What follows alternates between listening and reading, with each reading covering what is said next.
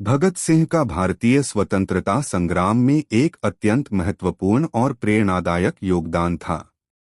उनका अभिनय भूमिका न केवल क्रांतिकारी गतिविधियों में था, बल्कि उन्होंने विचारों और विचारधाराओं के स्तर पर भी आज़ादी की लड़ाई को एक नई दिशा दी। नीचे उनके योगदान को संक्षेप में बताया गया है। उनके क्रांतिकारी आंदोलन का नेतृत्व। Bhagat Singh Hindustan socialist republican association (HSRA) के प्रमुख नेता थे। उन्होंने अहिंसात्मक तरीकों के साथ साथ क्रांतिकारी रास्ता अपनाया, जिससे ब्रिटिश शासन की नींव हिलने लगी। उनके द्वारा लाला लाजपत राय की मौत का बदला। 1928 में लाला लाजपत राय की ब्रिटिश पुलिस द्वारा लाठीचार्ज में मृत्यु हो गई।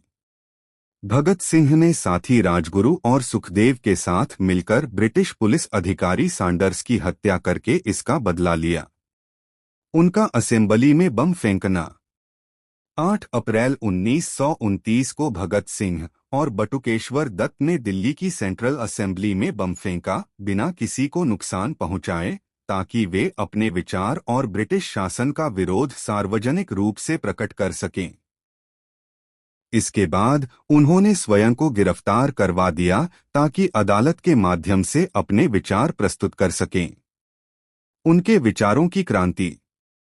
भगत सिंह ने मैं नास्तिक क्यों हूँ, क्रांति क्या है जैसे लेखों में समाजवाद, स्वतंत्रता, समानता और धर्म के प्रति आलोचनात्मक दृष्टिकोण पर आधारित विचार प्रस्तुत किए।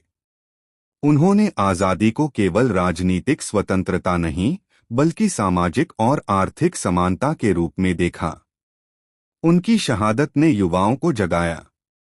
भगत सिंह को 23 मार्च 1931 को 23 वर्ष की आयु में फांसी दी गई।